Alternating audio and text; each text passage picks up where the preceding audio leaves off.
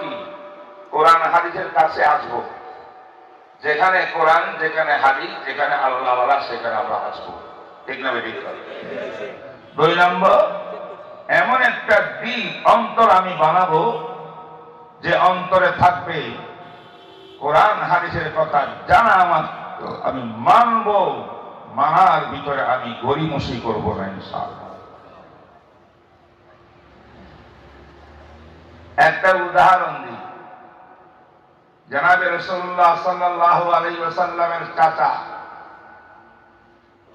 আবু লাহাব, আবু জাহাল, তারা কি হেদায়েত প্রাপ্ত হয়েছিল? আপনাদের জানাও তারা হেদায়েত পাইছিল? হেদায়েত পাওয়ার উপকরণ কয়টা? 2টা। হেদায়েত পাওয়ার উপকরণ কয়টা?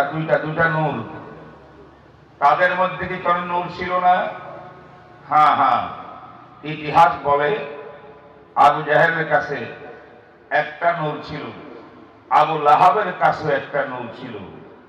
সেই নূরটা হইল, তারা নবীজির কাছে যাইতেন বাতিজার কাছে, বাতিজার কথাও শুনতেন, বাতিজার জবান দিয়ে কোরআন তেলাওয়াত তারা শুনতেন। সুবহানাল্লাহ।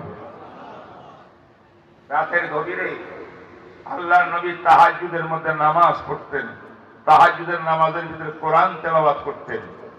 যে কোরআন নবীজির কলবের উপর আল্লাহ পাক নাযিল করেছেন, সেই কোরআন যদি রাসূলুল্লাহ সাল্লাল্লাহু আলাইহি ওয়াসাল্লামের জবান দিয়ে তেলাওয়াত হয়, আরো সেইটা টাইম হয় গভীর রাত, শেষ রাত, তাহাজ্জুদের সময়, মুবারক সময়, তখন অবস্থা কি? নূরুন আলা আনওয়ারিন, নূর আর নূর, এদিকে নূর, রাসূলের জবান মুবারক নূর, কোরআনের তেলাওয়াত নূর, শেষ রাতের বরকতের রাতের নূর।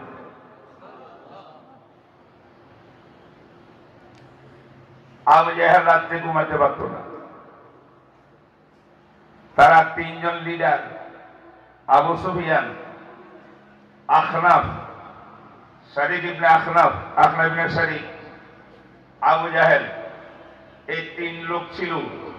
সারাদিন মিটিং করত বিশ্বনবীর বিরুদ্ধে, কোরআনের বিরুদ্ধে, সাহাবায়ে কেরামের বিরুদ্ধে, ইসলামকে নির্মূল করার জন্য সারাদিন মিটিং সিটিং। কিন্তু যখন বেডরুমে যাইত শোয়ার জন্য, শেষ রাত তো আসলে তারা চিন্তা করত, আয় হায় রে, আমার ভাতিজা মুহাম্মদ তো এখন তাহাজ্জুদে দাঁড়াইছে, এই যে তার কোরআন শুনতে কত মজা, কত মধুর, চলো ভাই ঘুম পরে হবে, আগে মুহাম্মদের জবান দিয়ে কোরআন শুনি। কোরআন শুনতে যাইত, কিন্তু কেউ জানে না, চোরামি করে যাইত। কারণ যদি অন্যরা জানতো যে আমাদের লিডাররা শেষ রাত্রে নবীজির জবানে কোরআন শোনার পাগল হইয়া যায়, তাহলে দিনে মানের মধ্যে আর কোরআনের বিরুদ্ধে কথা বললে তাদের কথা মানা যাবে না। এবার কেউ জানে না, হঠাৎ করে ভোর হবার আগে তাহাজ্জুদের সময় শেষ, তেলাওয়াত শেষ, তাড়াতাড়ি এরা বাড়িতে ফিরত। এক সময় সিরাতের কিতাব, সে মধ্যে আছে নির্ভরযোগ্য সিরাতের কিতাবে 3 জন এক জায়গায় একত্রিত হয়ে গেছে। একজন আরেকজনকে জিজ্ঞেস করেন, কিরে আবু সুফিয়ান, তুমি কোত্থেকে আসলা? হেগো আবু জাহেল, তুমি কোত্থেকে আসলা? একজন আরেকজন জিজ্ঞেস করে, মিথ্যা বলার তো কোনো উপায় নাই, সত্য ধরা খাই গেছে চোরে। এখন বলে, হ্যাঁ আমি তো মুহাম্মদের তেলাওয়াত শুনতে আসছিলাম। তুমি? আমিও তো তাই। তুমি? আমিও তাই। দেখো সর্বনাশ, এই আওয়াজ যেন কেউ না শুনে, যা হইছে, জীবনে কোনোদিন আর কোনদিন কোরআন শুনতে আসবে না, কানটা না খাও। আমরা নেতা, নেতৃত্ব আরবের ভিতরে মুশরিকিনে মক্কার নেতা, আমরা যে কোরআনের পাগল হয়ে যাই, সব আন্দোলন শেষ হয়ে যাবে, তাই এই কাজ করা যাবে না। 3 জন ওয়াদা করছে, আর জীবনে আসবো না, কানটা না খেয়ে চলে গেছে।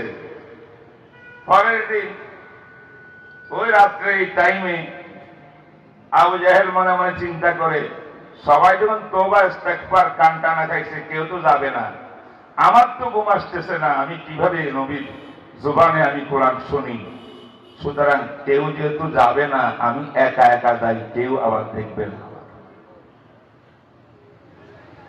আবু সুফিয়ানে মনে করছে তাই কেউ যাবে না, আমি একটু যাই। আখলাফ বলে আমি একটু যাই, কেউ তো নাই আজকে। দেখা গেছে এই নাই নাই বলতে বলতে শেষ করে 3 জন আবার হাজির হয়েছে বিশ্বনবীর দরবারে। সুবহানাল্লাহ,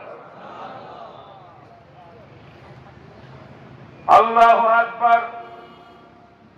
কাফের বেঈমানদের অন্তরের ভিতরে কোরআনের প্রেম, কোরআনওয়ালা বিশ্বনবীর তেলাওয়াতের প্রেম, সবাই গিয়ে আবার একত্রিত হলো। সকাল করে দেখে 3 জন আবার একত্রিত হয়ে গেছে। আবার তারা একজন আরেকজনকে দোষারোপ করে, কালকে ওয়াদা করেছিলে আসবা না, আজকে কেন আসলা? সে বলে তুমিও তো ওয়াদা করছিলে, তুমি কেমনে আসলা? এইবারে একে অপরকে দোষারোপ করে। আল্লাহু আকবার। সামান্য ইতিহাস থেকে একটা ঘটনা বলিয়া প্রমাণ দিলাম। এই আবু জাহেলের কাছে কোরআনের সংস্পর্শ গ্রহণের নূর ছিল কি ছিল না? বলেন ছিল। কোরআনের নূর যদি না থাকতো, কোরআন তেলাওয়াতের, আবু জাহেলকে বিশ্বনবীর দরবারে যাইতে হইতো না। কোরআন বড় মজা। এই কোরআন যদি বিশ্বনবীর জবান দিয়ে তেলাওয়াত হয় কত মজা। গভীর রাত্রে আল্লাহ পাক যখন শেষ আসমানের নিচে আসেন তখন আরো কত মজা।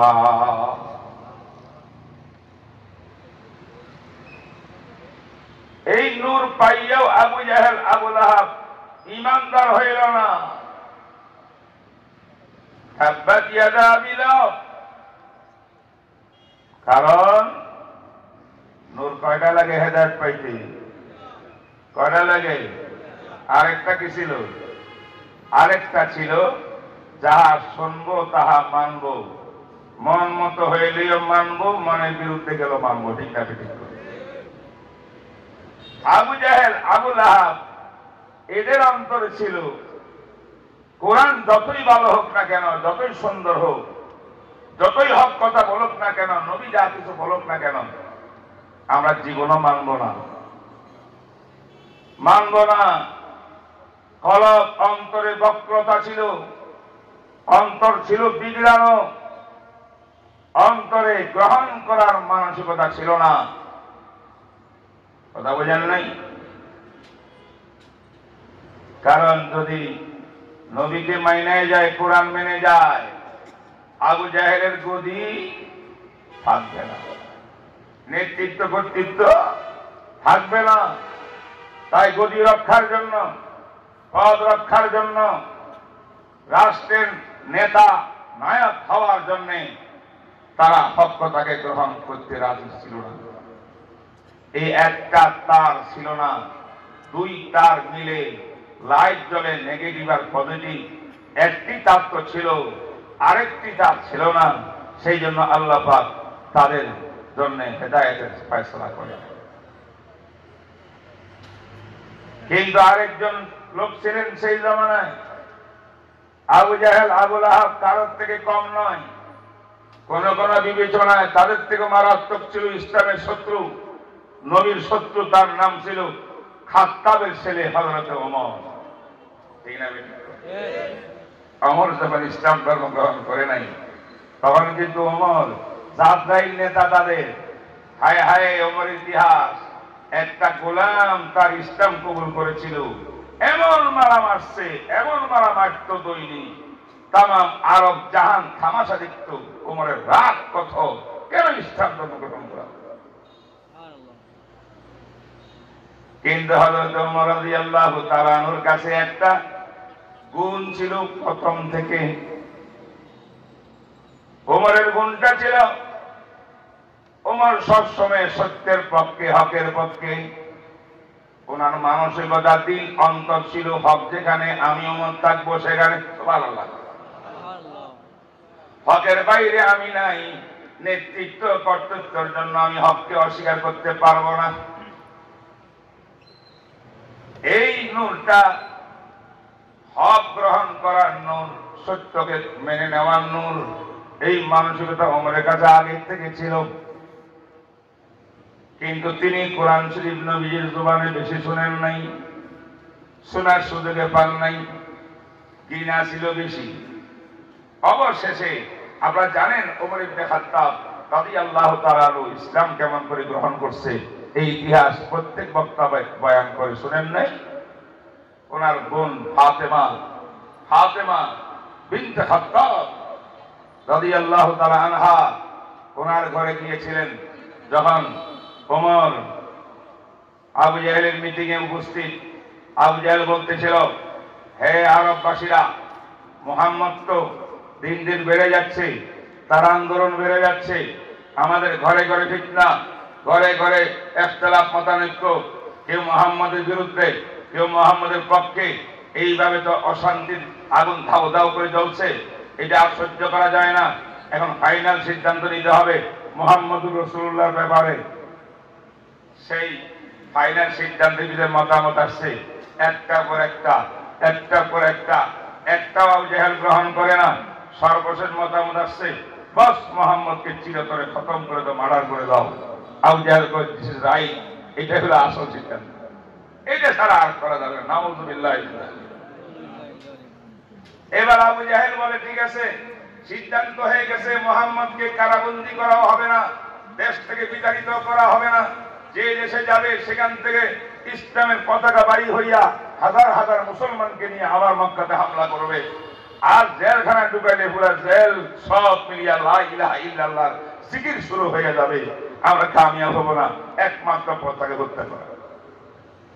তবে হত্যা করবে কে?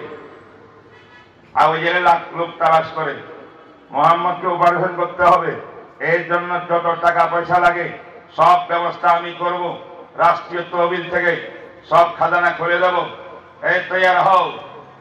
ভাড়াটিয়া সন্ত্রাসী চাইছিল আল্লাহ নবী মুহাম্মদকে খতম করার জন্য। যখন চাঁদা করতেছে, কে করবা?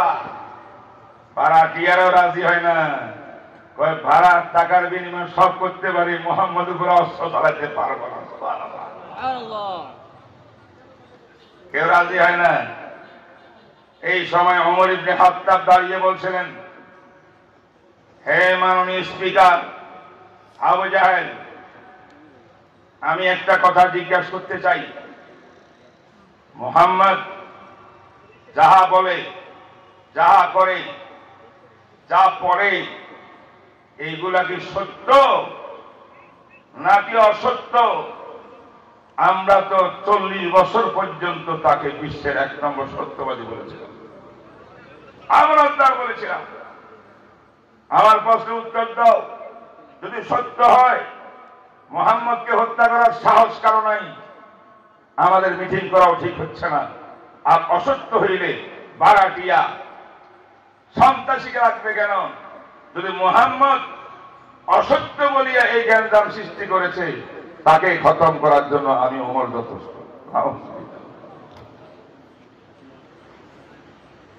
এবার ওমর দায়িত্ব নিল, তলোয়ার হাতে নিয়ে যাচ্ছিল, মুহাম্মদকে হত্যা করবে। রাসূলুল্লাহ সাল্লাল্লাহু আলাইহি ওয়াসাল্লাম কি খবর পেল? রাস্তায় একজন মুসলমানকে ধরছে, এই তুই নাকি মুসলমান হইছিস? তো কি হয়েছে? কতরে মারবো? আমাকে মারার আগে তোমার বোনের খবর লো, তোমার বোন বগলে প্রতি সব মুসলমান হয়ে গেছে। সুবহানাল্লাহ। এই ওমর শত্রু সেই রীতি। ইতিহাসের পাতায় লেখা আছে,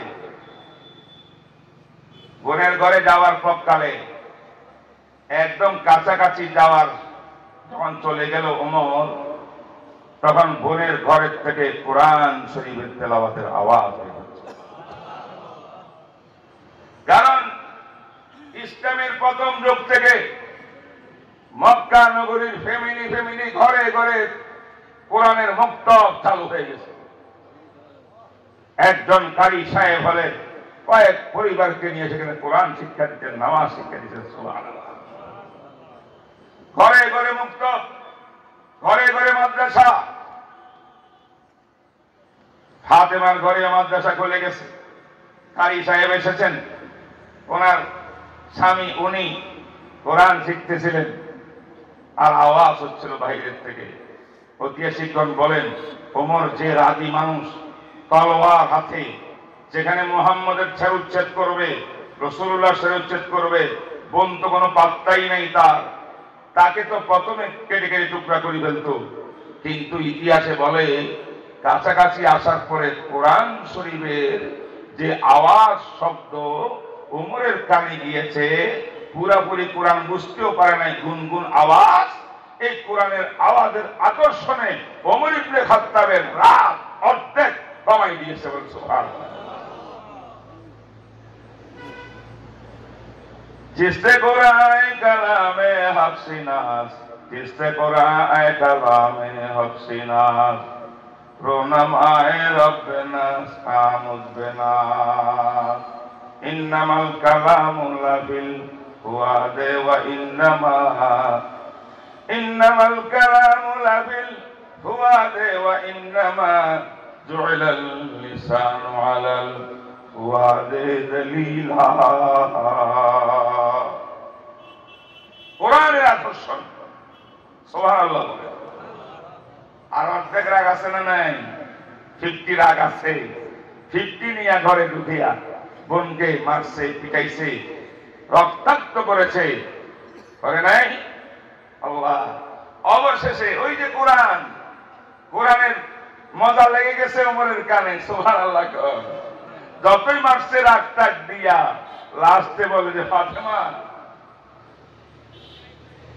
মোহাম্মদকে ছাড়ো, জান বাঁচাতে চাও।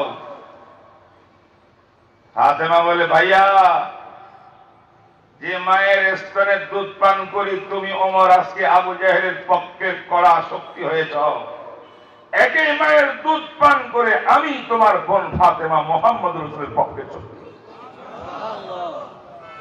যা করার তাহা করো, কোরআন থেকে ফিরেতে পারবা না, মুহাম্মদ রাসূল থেকে ফিরেতে পারবা না। আমার 100 জান আসবে যাবে, শাহাদত পূরণ করব, শাহাদতের পানি পান করব, তবু কোরআন ছাড়বো না, নবীও ছাড়বো না। এই ইস্তেকামত বোনের দেখে আওয়াজটা একটু উঁচা করা যায়, সমস্যা মনে করতেছে। এটা নাই, তোমরা কি করবে বুঝো না কিছু?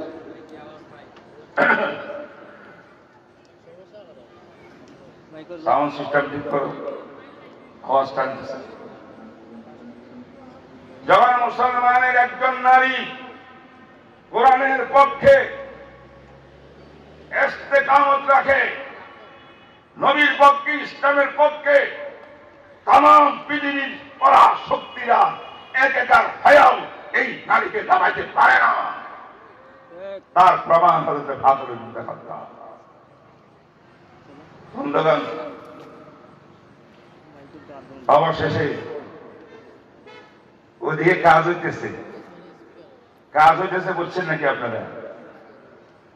কোরআনে আওয়াজ চলে গেছে কিনা ঘরের বাইরে থাকতে, এই গুনগুন আওয়াজে ধীরে ধীরে কানে পড়লো, কানের থেকে আস্তে আস্তে হৃদয়ের মধ্যে পড়তেছে, কাটতেছে, ভিতরে হোমিওর মতো কাজ করতেছে, হোমিও ওষুধ। লাস্টে বলে ফাতেমা, আশ্চর্য অবস্থা দেখলাম, তুমি আমার বোন, রক্তের বোন, জীবনে কোনোদিন বাইকে ছাড়া তুমি ব্যক্তিগত কোনো সিদ্ধান্ত নিত না, সবকিছু আমার সিদ্ধান্ত অনুযায়ী করতাম। আজকে কি পাইল, কেমন জাদু? আমি ওমর তোমাকে এতবার বারণ করলাম, পিড়াতে পিড়াতে রক্তাক্ত করে ফেললাম, যত মারি তত তোমার ইমানে দোষ মারে।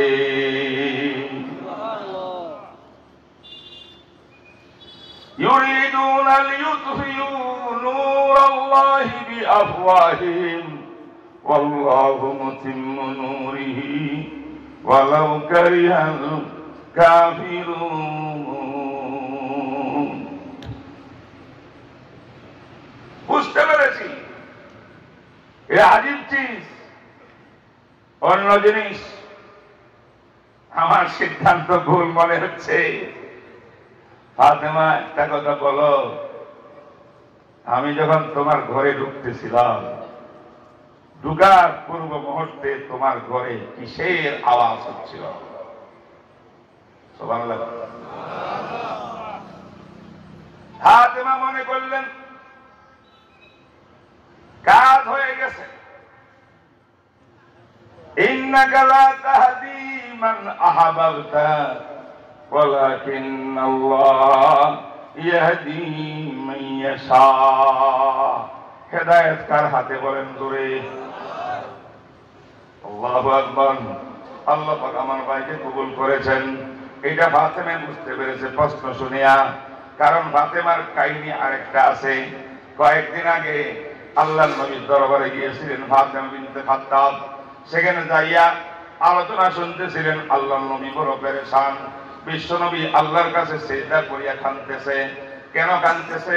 নবীজি বলতেন, আল্লাহ আমি তো নবুয়ত চাই নাই, রিসালাত চাই নাই, দায়িত্ব আমি চাই নাই, আমি তো দোয়া কোনোদিন করি নাই। আল্লাহ পাক আপনি ইচ্ছা করেছেন আমার মতো অদমকে আপনি নবী রাসূল খাতামুল আম্বিয়া ওয়াল মুরসালিন বানাইছেন। আল্লাহ আপনি যখন এই মহান দায়িত্ব দিয়েছেন, এই দায়িত্ব পালনের ব্যবস্থা আপনি করবেন। কিন্তু আমি এই দায়িত্ব নিয়ে যখন কালেমায়ে তাওহীদ নিয়ে মক্কা গলিয়ে যাই, দিন দিন আমার বিরুদ্ধে শত্রু বাহিনী শক্ত হইয়া যায়। বিভিন্ন আক্রমণ, হামলা এবং প্রতিবাদ প্রতিরোধ করে তুলতেছে তারা। আল্লাহ মক্কা নগরীর ভিতরে দুইটা মহা বড় দুই শক্তি আছে, দুইটা বড় শক্তিশালী লোক আছে। দুটার নাম ওমর, একটার নাম আমর ইবনে হিশাম, আরেকটার নাম ওমর ইবনে খাত্তাব। আল্লাহ গো, এই দুই ওমরের এক ওমরকে আমার ডাইন হাত বানিয়ে দে। ইসলাম দিন কবুল করাইয়া আমার পক্ষে শক্তি বানাই দিবে, আমি কাজ করতে সুবিধা হবে। আল্লাহ আমার দোয়া কবুল করেন। ফাতেমা শুনছে, শুনিয়া এক দৌড় দিছে ঘরে। ঘরে যাইয়া ওযু করি, দুই রাকাত নামাজ পড়ি, ফাতেমা আল্লাহর কাছে হাত তুলছে। আল্লাহ আমাদের নবী দোয়া করেছেন কিছুক্ষণ আগে, দুই ওমরের কোনে এক ওমরকে নবীজির ডান হাত বানাই দিতে। আল্লাহ আমি আদমের দোয়া, আমি নারী, আমি আদমের দোয়া, দুই ওমর নয়, আমার ভাই ওমরকে আমার নবীর ডান হাত বানিয়ে দেয়। সুবহানাল্লাহ। ইসলামের বিজয়ের পিছনে নারীদের বিশাল বড় অবদান, পুরুষের যেন অবদান, নারীদের অবদান। নারী পুরুষ ইসলামের কোরবানির ক্ষেত্রে, কোরবানি দেওয়ার ক্ষেত্রে কারোর থেকে কারো কম না। প্রথম শহীদ হয়েছে হাতে সুমাইয়া রাদিয়াল্লাহু তাআলা। হায় হায়, বুকের তাজা রক্ত দিয়েছেন ইসলামের জন্য।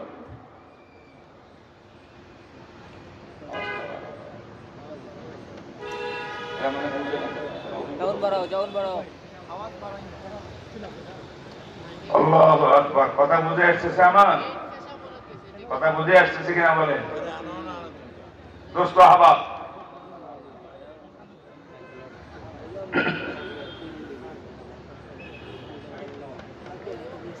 ফাতেমা এই দোয়া করার পরে ওনার মনে সন্দেহ ছিল আমার দোয়া আল্লাহ কবুল করছে কিনা। যখন ভাই বলতেছে, ফাতেমা একটু বলো তো কি জাদু পাইলা এত মারের পরে, তোমার ঈমান শক্তি যেন আরো বৃদ্ধি হচ্ছে।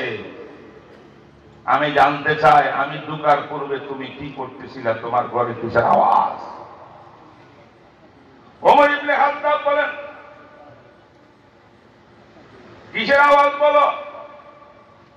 কেমন কেমন জানি মনে হয়েছে, জীবনে কোনোদিন এমন আওয়াজ শুনি নাই, এমন শব্দের কোন শব্দ, রূপক শব্দ আমি জীবনে শুনি নাই। ফাতেমা একটু বলবা? হযরতে ফাতেমা রাদিয়াল্লাহু তাআলা আনহা বলেন, ভাইজান এটা অন্য কিছুর আওয়াজ নয়, শব্দ নয়, এটা আল্লাহর কিতাব কোরআনে মাজিদের তিলাওয়াতের আওয়াজ। এবার বাকি কিচ্ছা সবাই জানেন। ওমর চাইছে যে আমাকে দাও, আমি একটু দেখি কিতাবটা পড়ি। বোন বললেন, না ভাই, এটা আল্লাহর কালাম, তবে অমুসলিম, অমুসলিমের খুব মানত নাপাক, আল মুশরিকুনা নাজিস। আবার বাহ্যিক ক্ষেত্রেও নাপাক নাপাকির কোন গুরুত্ব অমুসলিমদের কাছে নাই। তাই এমত অবস্থায় তোমার হাতে ইসলামের কালেমা পড়ার আগে কোরআন তোমার হাতে তুলে দেওয়া যাবে না। লা ইয়ামাসসুহু ইল্লাল মুতাহহারুন। মুআফাক পবিত্র ছাড়া এই কোরআন কেউ টাচ করতে পারবে না। বহু হাদিস রয়েছে বুখারী মুসলিম শরীফের মধ্যে, আবু দাউদ শরীফের মধ্যে। কোরআন ওযু ছাড়া টাচ করা যায় না। সুবহানাল্লাহ বলেন। কোরআন শরীফের মধ্যে বললাই ইয়ামাসসু ইল্লাল মুতাহহারুন। কিন্তু আমার দেশে কিন্তু পণ্ডিত আছে, পণ্ডিতটা